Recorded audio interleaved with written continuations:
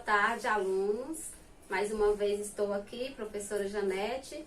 Hoje nós vamos revisar os conteúdos da matéria de artes. Um dos conteúdos abordados na aula passada foi luz e sombra e o outro foi arte cinética pela professora Ana Paula. Bem, vamos conversar a revisão falando sobre luz e sombra. Um dos conteúdos que eu apresentei figuras, dei exemplos, né? Ficou muito bem explicado nas aulas anteriores, mas como vamos fazer a avaliação em cima desses conteúdos, a gente vai revisar para vocês ficarem mais por dentro do assunto. Luz e sombra. A sombra e a luz são dois lados do mesmo fenômeno. Se não há luz, não há sombra. Entretanto, cada tipo de luz produz uma sombra diferente. Em suas obras, alguns artistas usam a sombra para criar climas misteriosos ou dramáticos. Os brilhos e as luzes têm a finalidade de reproduzir na pintura matérias como os metais, pedras preciosas. Observem nessa imagem que um foco de luz vai ao encontro do objeto e produz a sombra. Então, gente, a luz é a fonte de iluminação que permite a visão da forma e estabelece todo o conjunto da sombra. Quer uma situação observada, quer uma situação fictícia. É importante identificar ou determinar a localização da luz. Sombra em contraponto com a luz, existe a sombra. Sabendo a localização da luz, é possível determinar a consequência que é a sombra. Uma forma irá projetar o seu volume sobre uma superfície próxima, causando uma área escura à sombra. Então, gente, o que eu expliquei lá em luz e sombra é o que acontece nessa imagem, né? O foco de luz entra em contato com o objeto e projeta a sombra. Então, gente, existem dois tipos de sombra, a sombra projetada e a sombra própria. Na aula anterior, eu dei exemplos com figuras, né, sobre sombra própria e sombra projetada. Agora, vamos ver aqui um pouquinho delas. Sombra projetada. Cobre a região do espaço onde a luz não chega, pois foi bloqueada por um objeto. Tem a mesma forma do objeto que a projeta, mas pode ser deformada de acordo com o ângulo, a proximidade e a intensidade da luz. Quanto mais forte e dirigida é a fonte da luz, melhor delimitada é a sombra projetada. Em um dia nublado, a luz é distribuída por igual no céu, portanto não se formam sombras projetadas. Já no amanhecer ou entardecer dos dias do sol, formam-se longas sombras na calçada. Vamos ver agora a sombra própria.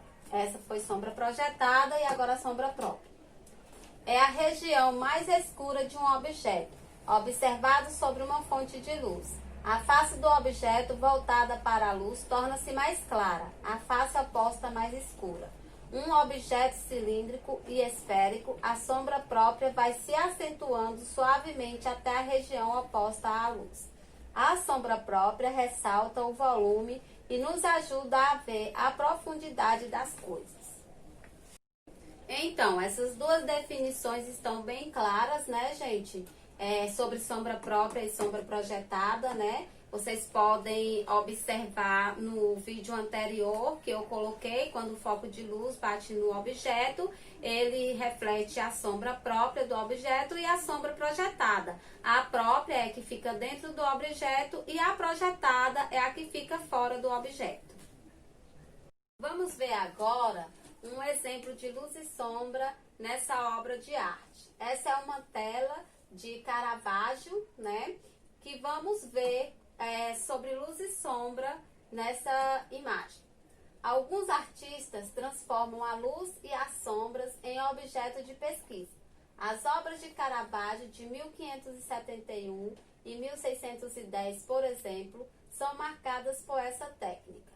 O quadro ao lado trata-se de um episódio da Bíblia, de qual Jesus, depois de sua ressurreição, revela-se a dois discípulos na cidade de Emaús. O ambiente é escuro, mas há uma luz forte à esquerda que ilumina o rosto de Jesus e projeta uma sombra sobre a parede. Observe também o brilho da tigela na frente de Pedro, de braços abertos à esquerda de Jesus. E na sombra da fruteira, que aparece estar quase caindo da mesa no primeiro plano. Então, gente, nessa obra de Caravaggio, vocês observem aqui, ó, que tem um foco de luz, né, que eles falam que é no rosto de Jesus, onde projetou a sombra lá atrás na parede. Temos também a sombra aqui da tigela logo à frente, né, onde eles citam que há uma tigela quase caindo da mesa. Vocês podem observar que refletiu aqui a sombra projetada. Então, revisamos um pouco sobre luz e sombra e vamos ver agora um pouco sobre a arte cinética. Então, gente, na década de 60, alguns artistas europeus e americanos interessaram-se em conferir movimento à arte. Novamente, a ciência foi a base do desenvolvimento desses trabalhos, pois a finalidade era causar no olho do observador a sensação de dinamismo a partir de linhas, cores, formas e estáticas. Dessa busca surgiu o op art, a arte cinética, cuja proposta é criar obras que produzam movimento ou sensação de movimento no observador por meio de efeitos ópticos. O termo op art surgiu pela primeira vez na Time Magazine em outubro de 1964. Embora já se produzissem há alguns anos trabalhos que hoje podem ser descritos como op art, nos primeiros trabalhos de Victor Vasarely, dos anos de 1930, tais como a obra Zebra, de 1938. Então, a arte cinética são obras que produzem no observador, né, a sensação de movimentos por efeitos ópticos. E dando continuidade aqui, né, o termo op art é uma abreviação da expressão em inglês optical art e significa arte ótica, uma forma de arte que explora determinados fenômenos ópticos com a finalidade de criar obras que pareçam vibrar ou cintilar. Contudo, diferentemente da arte cinética, a obra efetivamente não se movimenta e, por vez, é o observador quem deve se deslocar ou movimentar os olhos para ter essa impressão sobre a obra, nascida da ilusão de ótica. Então, gente, a op art, né, diferente da arte cinética, né, ela é uma arte que não se movimenta. É o observador que tem que se movimentar, né, movimentar os olhos para ter aquela impressão que a obra está se movimentando, dá a ilusão de ótica. A arte cinética ou cinetismo representa um movimento artístico moderno das artes plásticas, surgido em Paris na década de 50. Como o próprio nome indica, determina uma arte vibrante e dinâmica que possui como principal característica o movimento, em detrimento do caráter estático da pintura e da escultura. A arte cinética explora efeitos visuais por meio de movimentos físicos, ilusão de óptica ou truques de posicionamento de peças. A arte cinética busca romper com as condições estáticas da pintura e da escultura, apresentando a obra como um objeto móvel, que não apenas traduz ou representa o movimento, mas está em movimento. A op art, arte óptica, é uma das formas de expressão da arte cinética. Para atingir o cinetismo, efeito de movimento, os artistas que trabalham com a op art utilizam a repetição das formas geométricas em cores contrastantes, com diferentes níveis de luminosidade, que se tornam estímulos visuais e provocam a sensação de movimento aos olhos do observador. Em algumas pinturas, alguns artistas utilizam recursos de perspectiva, pintando em tamanho maior as imagens que queiram deixar mais próximas ao observador e em tamanho menor as imagens a mais distantes. A combinação destes vários recursos, perspectiva, sombra e luz, contraste de cores, foi usada pelos artistas da Op Art para provocar a sensação de dinamismo por meio de uma obra estática. Estilo de arte esta centrado na razão e na lógica, como nenhuma proposta emotiva dos trabalhos totalmente voltados para as sensações visuais. Então, gente, observem essa imagem. A sensação que a gente tem é o quê? Que a imagem se movimenta. Muito, muito criativo e interessante, né? Vamos agora para os próximos slides. O húngaro Victor Vasarely foi um dos principais representantes da Op Art. Alguns dos seus trabalhos, tais como A Zebra, de 1938, que é inteiramente composto por listas diagonais em preto e branco curvadas de tal modo que dão a impressão tridimensional de uma zebra. São considerados os primeiros dedicados à Op Art. Apesar desse impulso inicial, a Op Art demorou a ter o destaque, ganhando força efetivamente nas décadas de 1950 e 1960.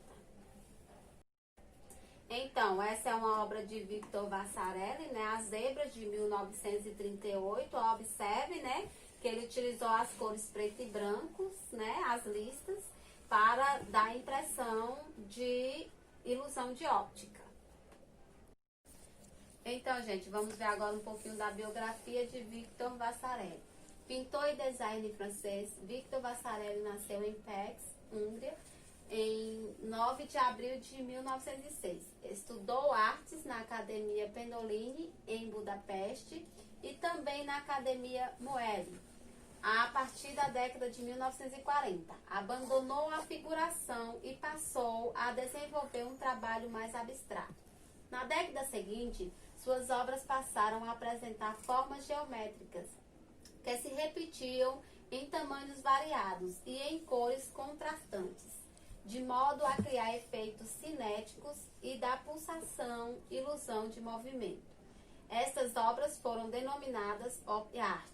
As obras de Victor Vasarely inspiram a moda, sendo utilizadas em estampas de roupas e ainda são muito exploradas na web art. Vasarely naturaliza-se francês em 1959 e em 1976 concebeu em museu para a exibição de suas obras em Paris. Em 1981 foi inaugurado o Museu Vasarely no Castelo de Gauds. Morreu em Paris em 15 de março de 1997, prestes a contemplar 89 anos.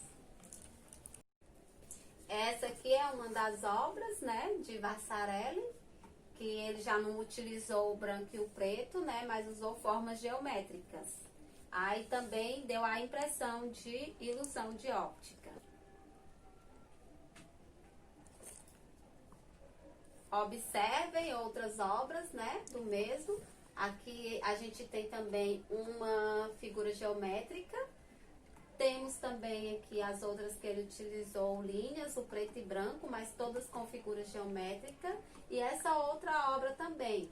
Todas, se a gente focar o olhar em todas, a gente vai poder ter a ilusão de óptica. Agora, finalizando a aula de revisão, gente, vamos ficar com essa imagem, né? Espero que vocês tenham conseguido entender o conteúdo. Se não conseguiu, podem estar me procurando no PV, viu? E só lembrando que esses conteúdos abordados são para avaliação, ok? Beijos e até a próxima aula.